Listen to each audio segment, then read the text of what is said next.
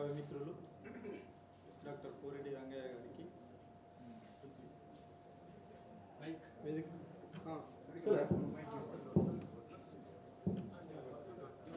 వేదికపై ఆశీనులైన డాక్టర్ నందే సిద్ధారెడ్డి గారికి, రాధిక గారికి, వేదిక ముందున్న పెద్దలు మిత్రులందరికీ పేరు పేరున నమస్కారం.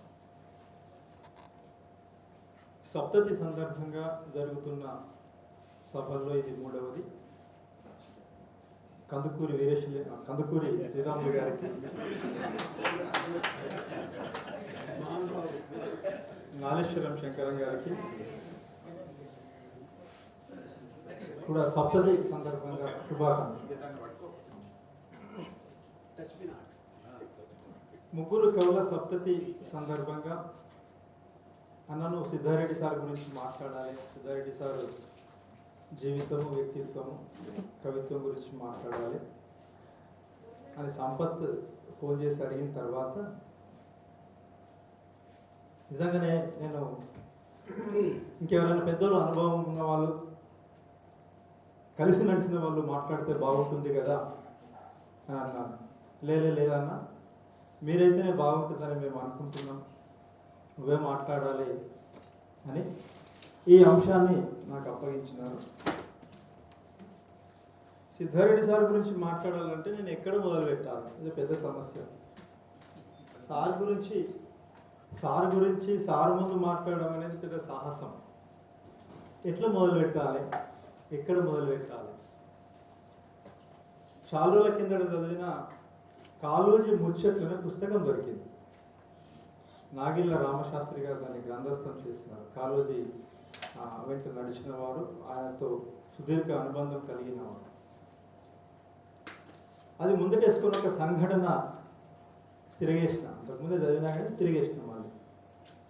ఏంటంటే నిజాం కాలంలో క్విట్ ఇండియా ఉద్యమం భారతదేశం అంతా జరుగుతున్నటువంటి సందర్భంలో 1942 తర్వాత ఒకరోజు కాళోజీ తెలుగులోను, ఉర్దూలోను కొన్ని కరపత్రాలు రాసుకొని హన్మకొండ చౌరస్తాలో నిలబడి పంచిపెడుతున్నారు. దాంట్లో ఏం రాసిండారంటే, ఓ నిజాం, మేము బ్రిటిష్ వాడిని క్విట్ ఇండియా అంటున్నాం, నువ్వు ఇంగ్లీష్ వాడికి తొత్తు కింద తొత్తులుగా బతకడానికి మేము సిద్ధంగా లేము. అందుకని ఇంగ్లీష్ వాడిని ఎట్లయితే క్విట్ ఇండియా అంటున్నామో అట్లనే నిన్ను కూడా అంటున్నాం. నువ్వు అధికారం వదిలిపెట్టి ప్రజలకు ఇయ్యాలి అనేది ఆ కరపత్రంలో ఉన్నటువంటి అంశం. రాచరిక పాలన అమల్లో ఉన్న కాలంలో హన్మకొండ చౌరస్తాలో నిలబడి ఈ కరపత్రాలని పంచిపెట్టినాయి. ఎంత ధైర్యం ఉండాలి! సరే, పోలీసు వాళ్ళు వచ్చేందుకు పట్టుకపోయారు, చక్కగా జైల్లోకి తీసుకుపోయారు. ఆ జైల్లోకి తీసుకుపోయినప్పుడు కూడా మీరు కోర్టు ద్వారా కదా నన్ను జైలుకు పంపించాల్సిందని వాదించినవాడు, కోర్టును తన దగ్గర తెప్పించుకున్నవాడు, జైలు శిక్ష అనుభవించినవాడు. జీవితం, కవిత్వం వేరువేరు కాదు, రెండు ఒకటిగా బతికినవాడు కనుకనే ఆయన కాళోజీ ప్రజాకవి. కాళోజీని ప్రజాకవి అంటున్నాడు. ఎందుకోసం చేసిండు ఆయన? తన ప్రజల కోసం చేసింది, ప్రజల విముక్తి కోసం చేసింది. సొంత పాలన రావాలి, ఈ అరాచకాలు పోవాలని తపనతో చేసినవాడు, పట్టుదలతో చేసినవాడు. అది చరిత్ర. ఇప్పుడు ప్రస్తుతానికి వద్దాం. మొన్నటి డిసెంబర్ మాసంలో ఫోన్ వచ్చింది. సార్, మీరు తెలంగాణ ఉద్యమంలో చేసిన కృషికి గుర్తింపుగా సన్మానం చేయాలనుకుంటున్నాం, నగదు పురస్కారం కూడా ఉంటుంది, అది మీరు అనుకున్న దానికంటే చాలా ఎక్కువగా ఉంటుంది, మీరు దాన్ని స్వీకరించాలి, కాదనద్దు, అధికారికంగా జరిగేటటువంటి సన్మానం కనుక మీరు అంగీకరించాలి అని అటు నుంచి ఒక ఫోన్ వచ్చింది. పెద్ద మొత్తం అంటే ₹1,00,00,000. 350 గజాల ఫ్లాట్, అది దాదాపు 2 కోట్ల దాకా, దాదాపు 3 కోట్లు. సాధారణంగా ఎవరైనా ఏమంటారు, సంతోషంగా అంగీకరిస్తారు. కానీ ఏమన్నారంటే, మీరు తెలంగాణ తల్లి చేతిలో నుంచి తెలంగాణ జీవితానికి, తెలంగాణ సంస్కృతికి ప్రతీకైన బతుకమ్మను తీసేసి, తెలంగాణ అస్తిత్వ చిహ్నాలను తీసేసి మాకు సన్మానం చేస్తారా? అది సన్మానం ఎట్లయితుంది? అవమానం కదా. తెలంగాణ ఉద్యమంలో కొట్లాడిన వాడిని, తెగించి నిలబడ్డ వాడిని ఈ సన్మానాన్ని నేను ఎట్లా అంగీకరిస్తా? వద్దు అని తిరస్కరించిన.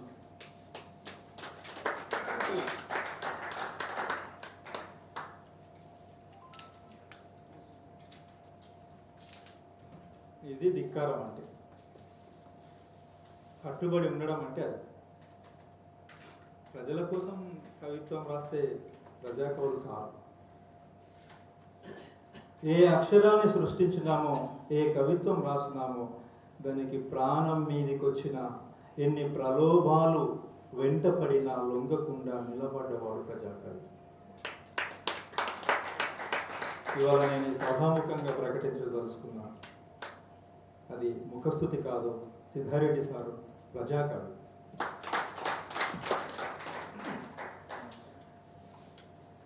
మొన్న సిద్దిపేటలో ఒక పెళ్లిలో కలిసినప్పుడు, మా బంధువుల పెళ్లి, సార్ కూడా వచ్చారు. సార్ కూడా బాగా పరిచయం.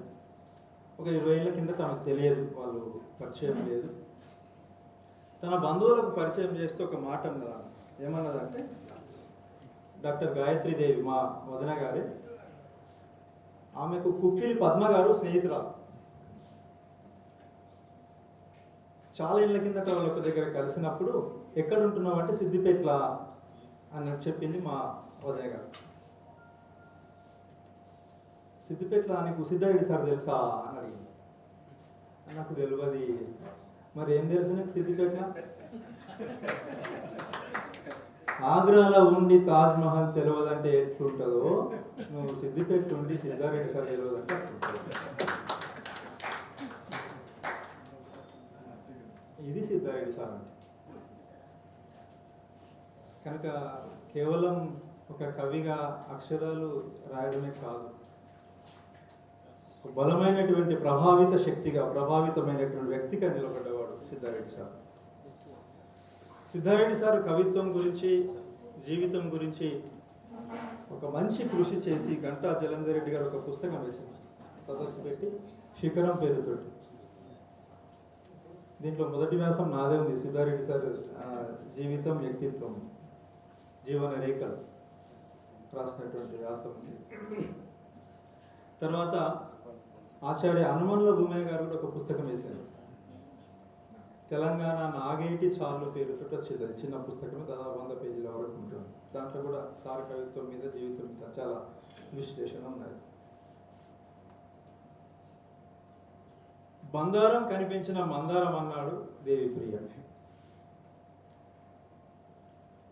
ఆర్ద్రత ప్లస్ తీవ్రత కలిస్తే సిద్ధారెడ్డి కవిత అన్నాడు సినారే నారాయణ సార్.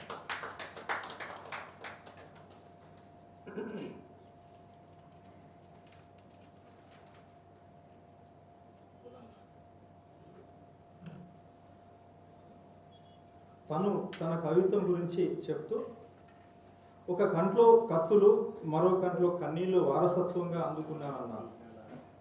నంది సిద్ధారెడ్డి గారు సారే స్వయంగా చెప్పుకున్నటువంటి విషయం. ఎక్కడి నుంచి వచ్చింది ఆ తీవ్రత అంటే, తండ్రి బాలసిద్ధారెడ్డి గారు తెలంగాణ సాయుధ పోరాటంలో ఉధృతంగా పాల్గొన్నటువంటి వాడు. భుజం మీద నాగలి, ఈ ఊర్లో ఉన్నప్పుడు ఊరు దాటితే భుజం మీద తుపాకీ పెట్టుకొని తిరిగినవాడు. వేలాది ఎకరాలు భూస్వాముల దగ్గర నుంచి తీసుకొని పేద ప్రజలకు పంచినవాడు. తల్లి రత్నమ్మ వచ్చిన వాళ్లకు ఉన్నంతలో మంచిగా వండి పెట్టి, తినబెట్టి, ఆత్మీయంగా ఆదరించినటువంటి అన్నపూర్ణమ్మ తల్లి. అందుకే ఒక దగ్గర ఒక సైడ్ నుంచి కత్తులు, ఇంకో దిక్కు కన్నీళ్ళు, రెండింటినీ కలిస్తే ఆ రెండిటి మేళవింపు సిద్ధారెడ్డి సార్. బందారంలో ప్రారంభమైనటువంటి ప్రయాణం పక్కనున్న వెల్గటూరు, అటు నుంచి సిద్దిపేట, స్కూల్ దశలోనే ప్రకృతిలో ఇందాక మన అధ్యక్షుల వారు చెప్పినట్లుగా 12 కిలోమీటర్లు నడిచి ప్రకృతిలో చిన్నప్పుడే తిరిగినటువంటి వాడు, ఆ ప్రకృతి చేత ప్రభావితమైనటువంటి వాడు బాల సిద్ధారెడ్డి సార్. బాలుడుగా ఉన్నటువంటి ఆ సిద్ధారెడ్డి సారులో ఒక ముద్ర అప్పటి నుంచే పడుతూ వచ్చింది. ఎప్పుడైతే సిద్దిపేటకు వచ్చి కాలేజీలో జాయిన్ అయినరో సారు బిఎస్సి, ఇందాకే మన నాగేశ్వరం సార్ మాట్లాడుతూ కందుకూరి శ్రీరాములు సారు బీకామ్ తప్పిండు, డిగ్రీ తప్పిండు. సిద్ధారెడ్డి సార్ కూడా డిగ్రీ వదిలిపెట్టేసి తప్పిండు. అసలు డిగ్రీ తప్పనివని నేనే పోయి అన్నాడు నాగేశ్వరం. ఈ ఇద్దరికంటే నేనే గ్రేట్ అన్నా.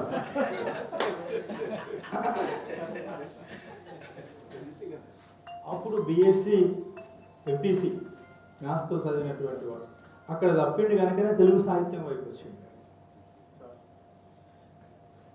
ఎప్పుడైతే సిద్దిపేటలో తన ప్రపంచాన్ని, బందారం నుంచి వచ్చినటువంటి ఆలోచన పరిధిని, తన ప్రపంచాన్ని విస్తృతం చేసుకుంటూ వచ్చిండో, సిద్దిపేటలో పరిధి పెంచింది. గులాబీల మల్లారెడ్డి గారు కావచ్చు, భగవంత్ రెడ్డి గారు కావచ్చు, అక్కడ ఉన్నటువంటి గ్రంథాలయం కావచ్చు, ఆలోచన పరిధిని పెంచింది. గురుగారు అయినటువంటి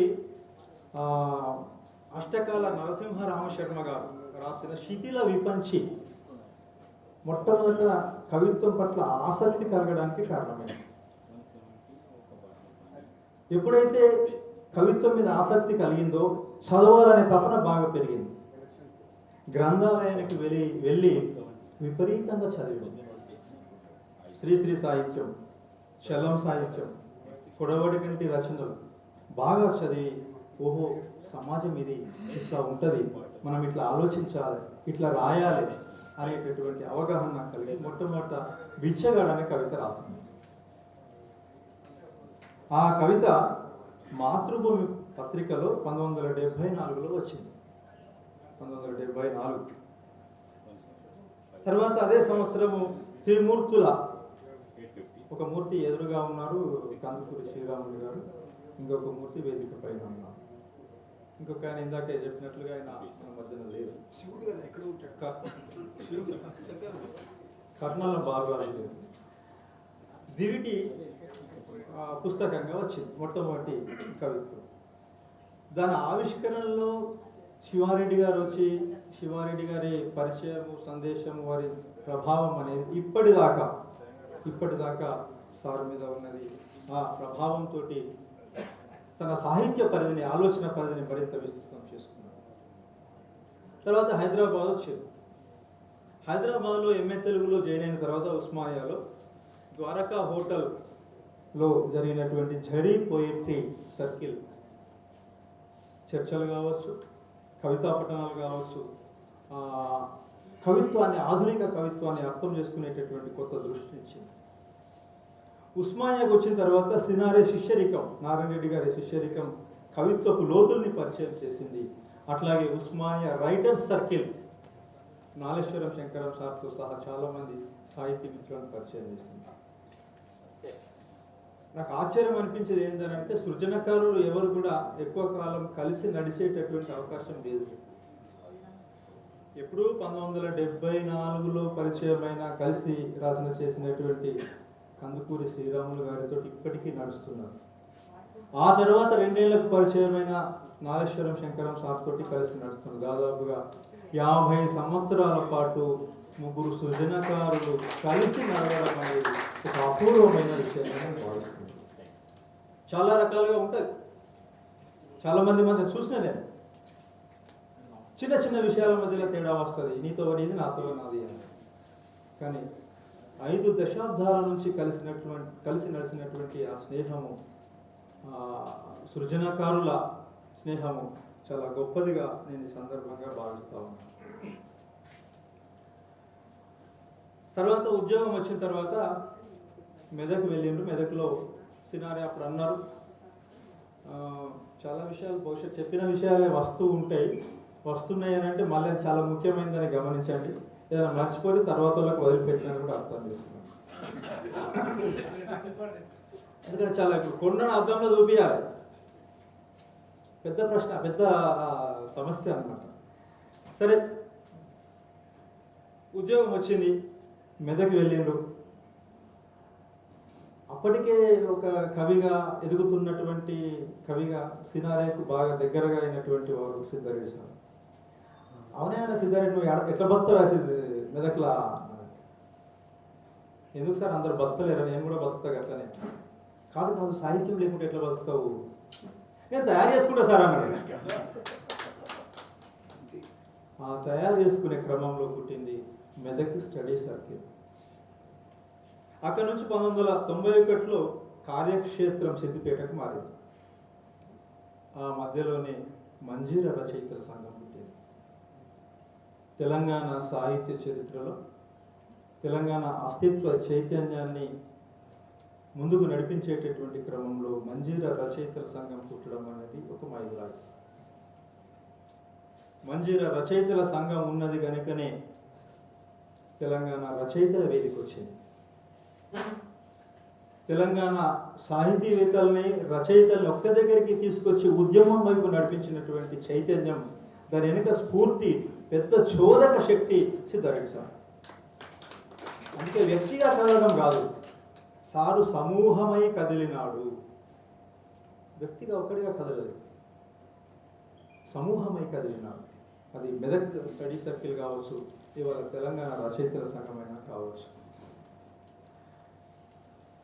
వామపక్ష విప్లవోద్యమం బాగా ఉండే ప్రభావం ఉండే. గిరాయిపల్లి ఎన్కౌంటరు అవన్నీ సార్ చాలా ప్రభావితం చేసినటువంటి, కదిలించినటువంటి అంశాలు ఉన్నాయి. ఆ తర్వాత తెలంగాణ అస్తిత్వ చైతన్యం వైపు వచ్చింది. ఇవి ఏవి అర్థమైతే ఏం అర్థమైతే సార్ కవిత్వం అర్థమవుతుంది అంటే మొట్టమొదటి అర్థం చేసుకోవాల్సింది వామపక్ష విప్లవోద్యమం, తర్వాత ప్రపంచీకరణ వ్యతిరేకత, తెలంగాణ అస్తిత్వ చైతన్యం, తర్వాత సినారే చెప్పుకున్నట్లుగా ప్రగతిశీల మానవతావాదం. సారులో ఉన్నటువంటి ఈ పరిణామ క్రమం నాకు అర్థమైంది. ఇది దానికి సంబంధించిన కవితలు కూడా కొన్ని నేను ఉదాహరిస్తాను. తర్వాత వరంగల్ డిక్లరేషన్, భువనగిరి సభ, అదొక సంచలనం. ఆ సంచలనాల పొద్దున దేశపతి సార్ చెప్పాడు, ఎన్ని బెదిరింపులు వచ్చినా కానీ నిలబడలేదు, ఎక్కడ తల వంచలేదు, కాకపోతే జాగ్రత్త పడాలని కూడా చెప్పింది.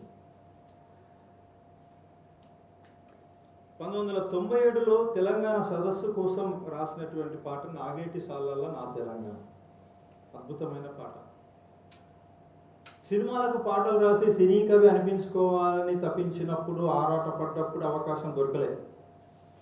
ఈ పాటతోటి అవకాశం, సినిమానే తన దగ్గరికి వచ్చింది.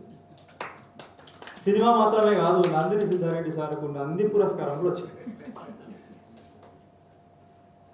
అంటే ఆ జీవితం నుంచి పుట్టినటువంటి ఆట. ఇప్పుడు ఏదో సినిమా కోసం రాసినటువంటి పాట కాదు, జీవితం నుంచి వచ్చినటువంటి పాట. దాన్ని మొదట షేక్ బాబా, తర్వాత దేశపతి శ్రీనివాసులు పాడిన తర్వాత అది చాలా పాపులర్ అయింది. తెలంగాణ ఉద్యమంలో చాలా కీలకంగా పనిచేసింది, లక్షలాది మందిని కదిలించిన సంగతి మనకు తెలుసు. నాలేశ్వరం సార్ ఏమంటాడంటే, సిద్ధారెడ్డి కవిత్వం చెయ్యి మీద పచ్చబొట్టు పొడిచినట్లుంటుంది, మేఘాల మెట్లెక్కి పాలపిట్ట పాడినట్లుంటుంది, నల్లరేగడిని నాగలి దొన్నినట్లుంటుంది అంట. నిజమే కదా. తెలంగాణ రచయితల వేదిక స్టార్ట్ అయిన తర్వాత 2021లో ప్రారంభించిన తర్వాత సోయి పత్రిక తీసుకొచ్చి, సోయి పత్రిక కోసం ఎంత కష్టపడ్డారు అనేది నాలేశ్వరం సార్ చెప్పారు, ఇంతక మిత్రులు కూడా అన్నారు. 13 సంచికలకు సారు సంపాదకుడు, 13 సంచికలు వచ్చినాయి. తర్వాత చాలా కవిత్వం, తొలి దశ పద్యాలు రాయగలిగినా కానీ పద్యం వైపు పోకుండా వచనాన్ని పాటిస్తూ 1987లో భూమి స్వప్నం కవిత్వం వచ్చింది. తర్వాత సంభాషణ, ప్రాణహిత, ఒక బాధ కాదు, నది పుట్టుబడి, ఇక్కడి చెట్ల గాలి, నీటి మనసు, అనిమేష, కరోనా కాలంలో వచ్చినటువంటి అనిమేష. అనిమేష అంటే రెప్ప వాల్చనిది. ఎట్లయితే ప్రకృతి రెప్ప వాల్చకుండా ఉంటుందో, కవి కూడా రెప్ప వాల్చకుండా సమాజాన్ని కాపాడుతూ ఉంటాడు, జాగృతం చేస్తూ ఉంటాడు. తర్వాత నాగేటి సాలల పేరుతోటి పాటలు పుస్తకంగా వచ్చింది. తర్వాత ఇగురం ఆవర్తనం పేరుతోటి సాహిత్య వ్యాసాలు వచ్చినాయి. తెలంగాణ కులవృత్తుల సాహిత్యాన్ని వెలువరించినాడు. కథలు మనం కవిగానే సిద్ధారెడ్డి సార్ని బాగా గుర్తుంచుకుంటాం, కవిత పంక్తుల్ని కోడ్ చేస్తుంటాం, కానీ అద్భుతమైన కథలు రాస్తాడు. మొన్న వచ్చినటువంటి బందారం కథల మీద నేను బందారం కథల్లో తెలంగాణ భాషా సొగసులు అనే వ్యాసం రాస్తే మూసి పత్రికలు వచ్చింది. ఈ మాసంలో, ఈ నెలలో వచ్చినటువంటి సంచికలో వచ్చింది. కథలు చిత్రకన్ను పేరుతోటి మొదటగా వచ్చినటువంటి కథల సంపుటి, తర్వాత బందారం కథలు వచ్చినాయి. ఆధునిక తెలుగు కవిత్వం వాస్తవికత, అధివాస్తవికత అనే అంశం మీద పరిశోధన చేసి పుస్తకంగా వెలువరించినారు. తర్వాత మెతుకు సీమ చరిత్ర సంస్కృతి పేరుతో సంపాదకుడిగా వ్యాసాలు పుస్తకంగా తీసుకొచ్చినారు. ఇవి కాకుండా వందలాది వ్యాసాలు రాసినారు, ముందు మాటలు రాసినారు. వాటిని బెల్లంకొండ సంపద 100 పూలు పేరుతోటి చక్కటి పుస్తకంగా తీసుకొచ్చినారు. ఏ కవిని అర్థం చేసుకోవాలన్నా కానీ కవిలో ఒక అంతర్నాదం ఉంటుంది. దాశరథి అదే చెప్పుకున్నాడు, అంతర్నాదం. నా గీతావళి ఎందాక పయనంబవున అందాక భూగోళమునకు అగ్గిపెట్టదని అన్నాడు. కవికి అంతర్నాదం ఉంటుంది. అంటే ఏదైతే ఆలోచిస్తారో, ఏది తప్పిస్తుంటారో అది తన అక్షరాల్లో ప్రతిబింబిస్తుంది. అట్లా కొన్ని కవితా పంక్తులు నేను ఉదాహరిస్తే అది దాని వెనుక సారము, లోతులు అని మనకు తెలిసినటువంటి. మా మౌనం ప్రమత్తతే అనుకుంటావు, గోడకు వేలాడే తుపాకీ కూడా మౌనంగానే ఉంటుంది. భూమి స్వప్నం. 1993లో నేను ఉస్మానియాకు వచ్చిన తర్వాత, ఉస్మానియా యూనివర్సిటీలో జాయిన్ అయిన తర్వాత ఎంఏ తెలుగులో అక్కడక్కడ కనబడుతుంది గోడ మీద మా మౌనం గోడకు వేలాడదీసిన తుపాకీ లాంటి. అరే పవర్ఫుల్ ఉన్నది డైలాగ్ ఇక్కడ అనుకున్నాను. ఆ డైలాగ్ ఇక్కడ. కవిత్వం వేడుక కాదు గాయాల గొంతుక అన్నా. వేడుక కాదు గాయాల గొంతుక. మేము నిలబడే ఉన్నాం, తలెత్తుకునే ఉన్నాం, ప్రాణాల్ని గడ్డి పరకల్లో పెట్టి కొత్త లోకం కడుతున్న వాళ్ళ గురించి కవిత్వం రాయడానికి మేము నిలబడ్డాము. ఎంత ధైర్యం ఉండాలి. ఎప్పుడు రాసింది ఇది? ఇప్పుడు కాదు. ఎప్పుడు ఒకవైపు నక్సలైట్లు, ఇంకొక వైపు పోలీసులు, ఒక యుద్ధ వాతావరణం నెలకొన్నటువంటి సందర్భంలో రాసిన కవిత ఇది. జీవితం అంటే చీకటికి తలంచడం కాదు, బట్ట కట్టి మౌనంగా మరణించడం కాదు, వెలుగు కోసం వెతుకులాట, ప్రేమ కోసం పెనుగులాట. వెలుగు కోసం వెతుకులాట, ప్రేమ కోసం పెనుగులాట అంటారు ప్రాణహితలు. తెలంగాణ మట్టి త్యాగాలకు పట్టి పాటలో తెలంగాణ బతికి ఎట్లా ఉంటుంది అని అంటే, గాయపడిన బాలింతల పాల మరకలు ఉంటాయి, వెట్టి చాకిరీలో కరిగిన వీరగాథలు ఉంటాయి, వలస పెత్తనం కాల్చిన కలత గుర్తులు ఉంటాయి అంట. వలస పెత్తనం కాల్చినటువంటి కలత గుర్తులు కూడా ఉంటాయి తెలంగాణ మట్టిలో. తెలంగాణ మట్టిని, తెలంగాణ జీవితాన్ని ఇంత గొప్పగా అర్థం చేసుకుని అక్షరాల్లో మలిచినటువంటి వారు నాకు తెలిసి ఏ కవి లేదు, ఎవరు లేరు. నాగేటి సాలల నా తెలంగాణలో తెలంగాణని ఎట్లా అంటారంటే, బతుకమ్మ పండుగ నా తెలంగాణ, నా తెలంగాణ ఓకే, బంతి పూల తోట నా తెలంగాణ, ఆత్మగల్ల చెయ్యి నా తెలంగాణ. ఇది తెలంగాణ కవి మాత్రమే, అది సిద్ధారెడ్డి సార్ మాత్రమే చెప్పగలరని. తర్వాత జైబోలో తెలంగాణ కోసం ఒక పాట రాసింది ఉన్నది. నేను రికార్డ్ చేసుకొని కార్లో వెళ్ళిపోయేటప్పుడు బాగా వింటాను. అది అంతా విన్నా కానీ నాకు ఒక పదం అర్థం కాలేదు. ఏంటనంటే, సరే ఒక అది డ్యూయట్ సాంగ్. ఏంటిది అది? ఒక పువ్వు ఒక నవ్వు ఉయ్యాలలోగేనా అనేటటువంటి పాట. ఆ పాటలో పల్లె పల్లెకు పాట గంధము అంట. పల్లె పల్లెకు పాట గంధము. పల్లె తెలుసు, పల్లె తెలుసు, పాట తెలుసు, గంధం తెలుసు. అంటే ఏ సందర్భంలో ప్రయోగించినాడని అర్థం చేసుకోవడానికి దీంట్లో కాత్యాయని మేడం రాసిన వ్యాసం నాకు ఉపకరించింది. ఊళ్ళల్లో పల్లెలో ఆడవాళ్ళు మెడ గంధం పెట్టుకుంటారు. గంధం పెట్టుకోవడం అని అంటే శుభం కోరుకోవడం, మీరు మంచిగా ఉండాలి, మేము మంచిగా ఉండాలని ఒక శుభప్రదమైనటువంటి మంగళకరమైనటువంటి ఒక ఆచారం. వాళ్ళు పల్లె పడుచులు, పల్లె స్త్రీలు పెట్టుకునేటటువంటి గంధాన్ని పాటతో పోల్చి, పల్లెకు పాట గంధం, పల్లె తన మెడలో పాటను గంధంగా పూసుకున్నది అని. అంత లోతుల్లోకి వెళ్ళి తెలంగాణ బతుకు పాటకు ఉన్నటువంటి అవినాభావ సంబంధాన్ని ఇంత గొప్పగా చెప్పినటువంటి కవి నందిని సిద్ధారెడ్డి సార్ మాత్రమే.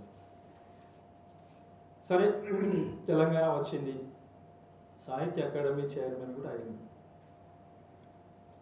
తెలంగాణ అస్తిత్వం ఏదైతే మనం తప్పించినామో, ఉన్నదనుకున్నామో దాన్ని నిరూపించాలనుకున్నాం. అందుకోసం వచ్చినటువంటి అవకాశాన్ని వినియోగించుకొని అమూల్యమైనటువంటి, ఎప్పుడు అందుబాటులో లేనటువంటి, ఎప్పుడో ముద్రించబడి మార్కెట్లో లేనటువంటి పుస్తకాలు కూడా మళ్ళీ సేకరించి కొత్త వాటిని తీసుకొని చాలా పుస్తకాలని 120 పుస్తకాలని సాహిత్య అకాడమీ తరఫున ప్రచురించారు. సాధారణంగా ఏదైనా పదవి అంటే అయిపోయే టైంకి మళ్ళీ సార్ ఏమైనా మళ్ళీ ఎక్స్టెన్షన్ ఇస్తారా అని అడుగుతారు.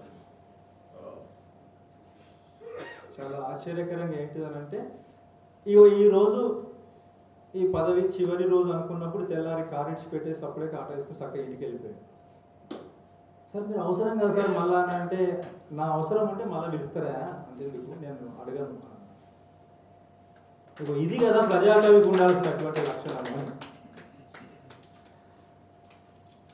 బంగారం కథల భాష అద్భుతమైన తెలంగాణ జీవ భాష ఉన్నది, పలుకుబడులు ఉన్నాయి. పేర్లు కూడా జంజాటం, కుంజి, శాంతనం, శానతనం, ఎడమటం, ఎడగమట కావడం అన్నమాట.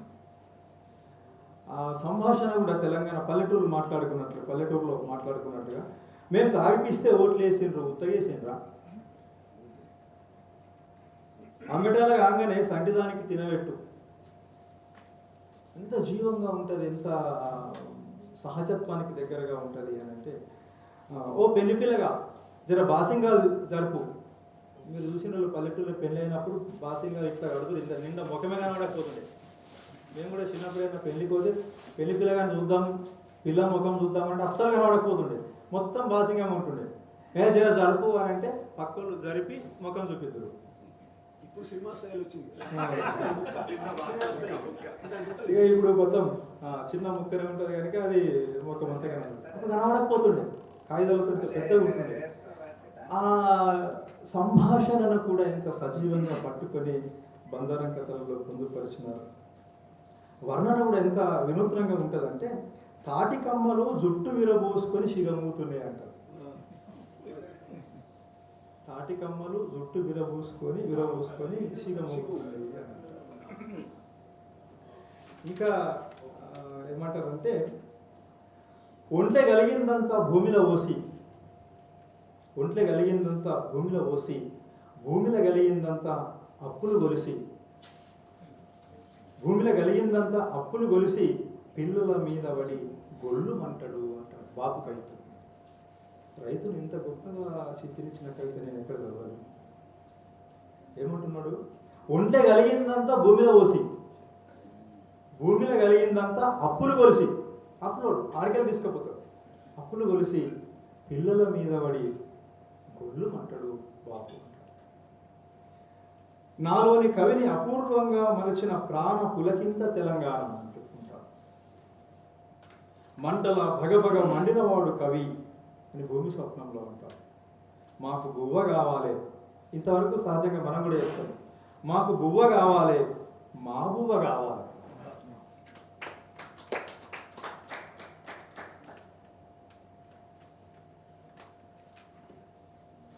ఇంకో కవితలో ఏమంటారంటే, మలినం చేసేది మీరాయే, శుభ్రం చేసేది మేమాయే, మాకెవరు నేర్పిరు తండ్రి.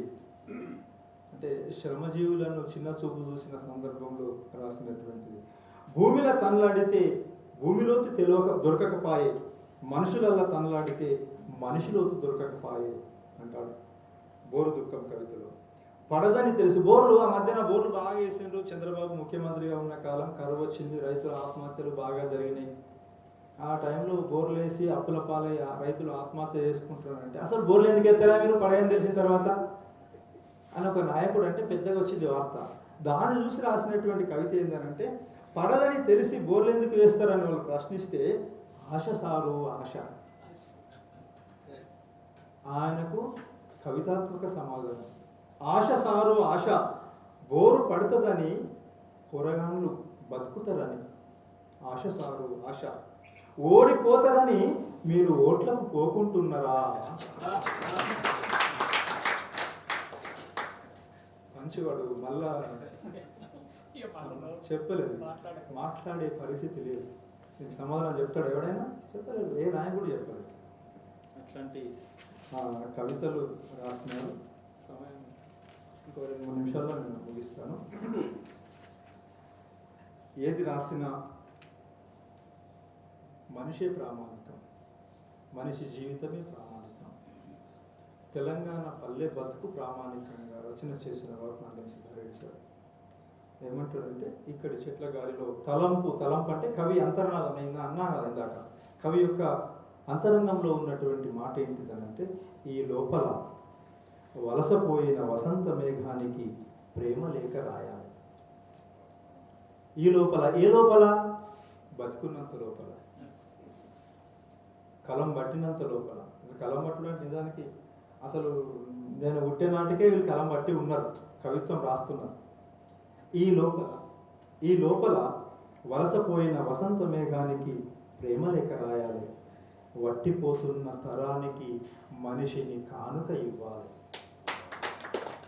వట్టిపోతున్న తరానికి మనిషిని కానుక ఇవ్వాలి. కాలం కనురెప్పల మీద జీవితం రచించాలి. ఒక కవి అంటాడు, ఏమంటాడంటే, కాలాన్ని శుద్ధి చేసేది కవిత్వం అని. కాలాన్ని శుద్ధి చేసేది కవిత్వం. కాలం కనురెప్పల మీద జీవితం రచించాలి.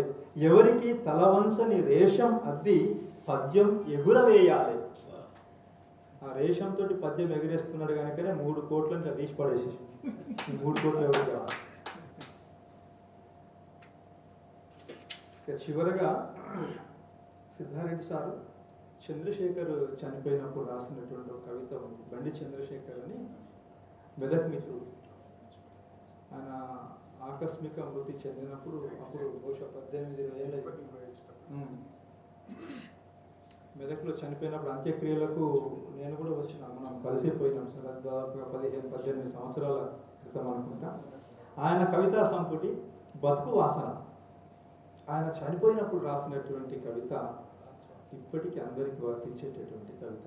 అది ఆయన స్మృతి కవిత కావచ్చు, కానీ ఈ సార్వత్రిక సత్యంగా నిలిచినటువంటి కవిత. అయినా కవి, ఏ కవి అయినా ఏం చేస్తాడు? శక్తివంతుడైన ప్రతిభావంతుడైన కవి ఏం చేస్తాడు అంటే, వ్యక్తిగత అనుభవాన్ని సామూహిక అనుభవంగా కవితాత్మకంగా మలుచుతాడు. ఈ కవితలో ఏముంటుందంటే, కవి అంటే కాలే కట్టె కాదు, కవి అంటే కాలే కట్టె కాదు, కట్టె కాలిన తరువాత సుత, కట్టె కాలిన తరువాత సుత, విస్తరిస్తున్న బతుకు వాసన. కట్టె కాలిన తరువాత కూడా విస్తరించేటటువంటి బతుకు వాసన. ఆ బతుకు వాసన, బతుకు పరిమళాన్ని విస్తరింపజేసేటటువంటి కవి. అట్లా పదునైన అక్షరాలతో విస్తరిస్తున్నాడని నాకున్న ఈ అనుభవం, దాదాపుగా 20-25 సంవత్సరాల నుంచి నేను సిద్ధారెడ్డి సార్ని చూసినటువంటి అనుభవం, నాకున్న అవగాహన మేరకు చెప్పినటువంటి అంశాలు. సప్తతి సందర్భంగా మరొకసారి అందరికీ పేరు పేరున ధన్యవాదాలు తెలియజేస్తూ, ముగ్గురికి ప్రత్యేకంగా శుభాకాంక్షలు. తెలంగాణ రచయితల సంఘానికి 3 మూల స్తంభాలుగా ఉన్న వాళ్ళ కందుకూరి శ్రీరాములు గారు, అట్లాగే నాగేశ్వరం శంకర గారు, సిద్ధారెడ్డి గారు ఇలా సప్తతి నిర్వహిస్తున్నందుకు తెలంగాణ రచయితల సంఘం జంటనాగర్ల శాఖ మిత్రులందరికీ పేరు పేరున ధన్యవాదాలు తెలుపుతూ, ఈ 4 మాటలు మాట్లాడే అవకాశం ఇచ్చినందుకు కృతజ్ఞతలు. సెలవు.